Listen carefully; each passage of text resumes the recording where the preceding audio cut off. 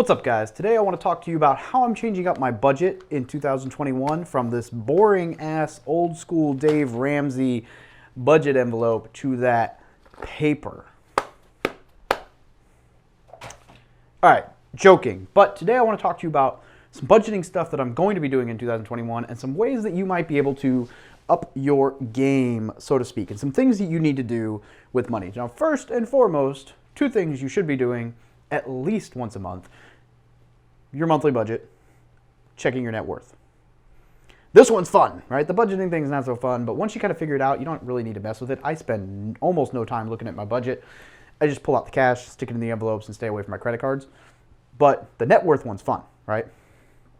Really fun. In fact, my net worth actually jumped this month almost as much as my W-2 salary from this entire year, because of the equity that we got when we acquired some properties, on top of everything else, right? It goes up a decent amount every month, and it seems to be steadily going up incrementally more, like, you know, kind of getting faster as we go, right? Which is exciting, and it's definitely exciting that I gained so much net worth this year. It's just fun, and, you know, it goes back to the old, like, what you focus on, you know, like what gets measured gets managed, right? What you focus on grows. So if you focus on your net worth, and you focus on your budget, and you manage your money, no matter how much money you have coming in, you're going to move your financial situation forward every month, right? So if you know that you have $1,000 coming in and you spend $1,000, that sucks. But what sucks more is if you don't know that and you're just spinning your wheels. If you have $1,000 come in and you spend 900, you save that 100. Well, now if that 100 earns even 1%, now it's 101, right? So this compounds and this grows over time, and it can be very, very beneficial and very valuable. So first I want to talk about a couple tools that I use for budgeting. The first being Personal Capital. Now, I'm a big fan. There's Mint as well, but I like Personal Capital. It's actually come around a lot over the last few years. What it allows you to do is it aggregates all the data from all your accounts. So you can link your Robinhood account, your TD Ameritrade account, your stock accounts, your thrift savings plan, although that one's gotten a little complicated with the two-factor authentication, but anyway, savings accounts and checking accounts and credit cards and properties with mortgages and whatever, and it'll those bank accounts, it'll track everything. So if you have a property that's worth $100,000 and a $70,000 mortgage on it, it'll track when you make that payment. It'll show the payment, pull out the principal, and automatically now you have $65,000 or whatever that you owe on that property, and it'll add that into your net worth. It'll do all of this stuff. So Personal Capital is awesome, and I'll leave a link down below if you want to check it out. It may or may not be an affiliate link. I don't remember if I actually have an affiliate link, but I'm a fan. I love you don't have to move any money into Personal Capital to use it.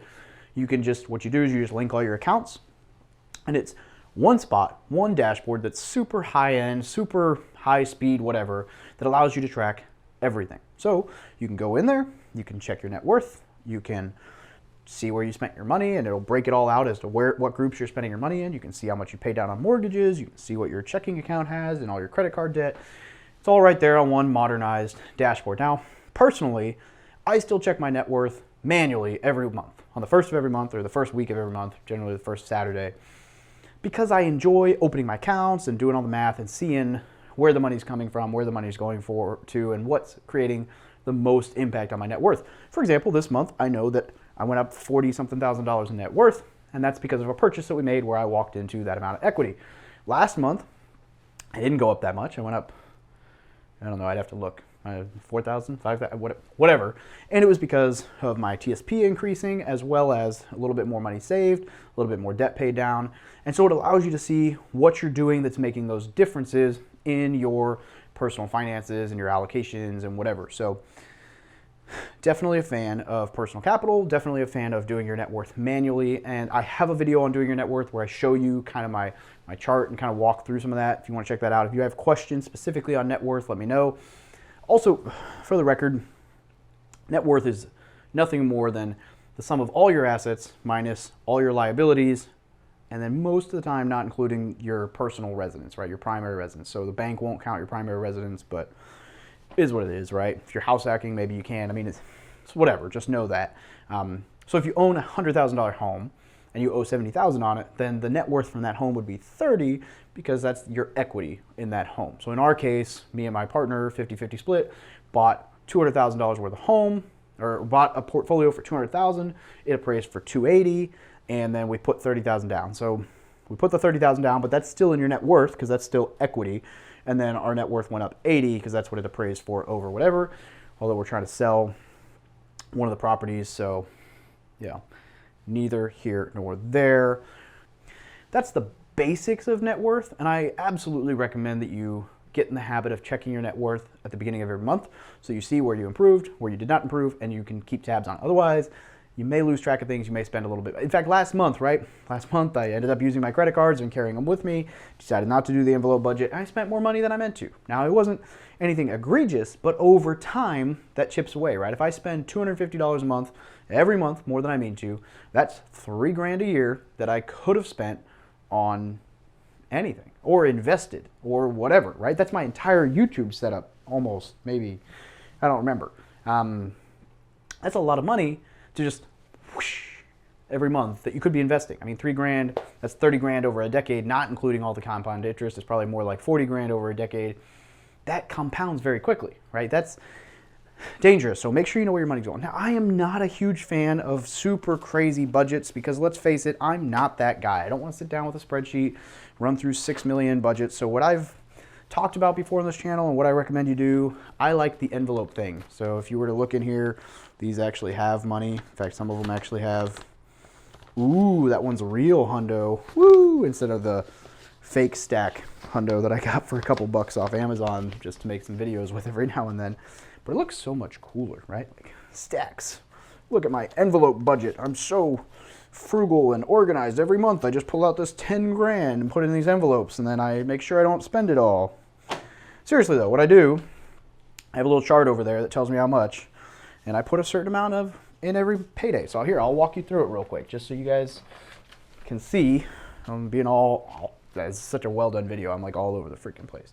Per paycheck, I put in 100 for groceries, 50 for dining out, 50 for gas, 40 for barber, 30 for entertainment or booze. Yep, alcohol. I budgeted for it, right? I've got a video. It's one of my best videos, how to get rich in the military with a budget for beer. That's it. I'm budgeting for alcohol, 30 bucks every 2 weeks. You can put more in there if you need to, but you probably don't. 25 for lunch, 20 for snacks and coffee, 25 for clothing, 25 for miscellaneous, 25 for healthcare. I have 0 for gifts, but that's just because that's the envelope that I have the hundo in, I think, right now. So that's just because I've saved a bunch for gifts, and now I'm just kind of like, okay, I don't need to save that much anymore. I'm not giving as much in gifts, I guess. Probably just finding better ways to give than money. And then toys and games for the kiddos, right? And then 25. So whatever, you can spend as much or as little as you want. This is me as GeoBachelor style when I'm with the family. Obviously the numbers are higher because we spend more on food for one. But what you do is you just, let's say, oh look, the barber. I'm gonna get my haircut today. It's gonna cost me $20 because I always tip. So I take my $20, put it over there, and then I pay my barber. It's that easy. Do that with everything. If you want to eat out, grab some cash from your dining envelope. The reason I like this budget is because you can spend every penny in there or not. So if you don't spend every penny in your envelopes, you have a little bit left over, then that's just surplus for the next month. And then you can eventually get to where you just skip a whole withdrawal, and then you put that in an investment account. Now, I like this because once you pull the cash out, if you're not using your cards, you can afford to take all the money that's in your account and invest it or pay down debt or whatever. So you're basically living broke in your account and living off the cash that you budgeted for yourself. And this allows you to save way more money. When you can put like as much money as humanly possible into your savings account or your investment account or your pay down debt account, you'll do very well financially. So I think the first thing you should do to really improve your financial situation for 2021 is budget monthly. I love the Personal Capital, right? I'm going to link down below. I love that. I think that's a great platform and it's free to use. And then you can use that to figure out where your money's going, and you can do dining envelopes and whatever, or you can track it all manually in a budget or an Excel sheet. But I don't know if that's necessarily the way that I want to do it. I think that budgeting via Excel takes a little bit more time than I personally care to spend every month. I probably will once I move back in with my wife, like once I move back to Missouri and I'm not geobacheloring anymore. And then I'll manually do that with her the first week of every month. Definitely do the net worth every month. That's not negotiable. For one, it's fun because you're seeing where you're going. If you're going the other way, it's not as fun, but it'll help you correct that and then be fun again. And for two, when you're paying attention to that, you're focusing on it, and your brain's gonna start looking for those opportunities to build your net worth. Definitely recommend focus on your net worth, build your net worth, and every month at least net worth, and then every 2 weeks or every month budget. You don't have to get crazy with this, just envelopes, personal capital, whatever. Those are my recommendations. Now, as far as the money itself, just spend less than you need to. You don't have to eat out all the time. Buy food, even if you buy like freaking ramen noodles, I don't know, just buy food and eat food that you bought. Don't go out all the time. Just it's basics, right? You can live frugally and still enjoy your life. I still go out once or twice a week. I still drink, right? I still have alcohol. I still have a nice cigar. I bought a nice cigar humidor the other day and had some cigars this weekend and was sitting around with a cigar and some scotch and talking with friends, celebrating a birthday. You can definitely enjoy your life. Just make sure you know how you're enjoying it and you budget accordingly so that you're not going overboard. The point of this is not to live miserably, it's to live frugally, right? So spend money where you can, but invest and save and whatever. So I hope this helps. This is kind of a rambly, unformatted video where I'm just kind of spitting some information out there. But bottom line, track your finances with something like Personal Capital. Budget, I like the envelope system. You can do an online envelope system too, that's fine. And do your net worth every month. If you do those things throughout all of 2021 and you don't let things distract you, you just focus on doing those things, life is going to be good for you. I promise. I promise. That's it. It's easy. Let me know how this works. I look forward to hearing how much your net worth improves in 2021. And let me know when you reach that military millionaire status. Whoop, whoop. Have a great day.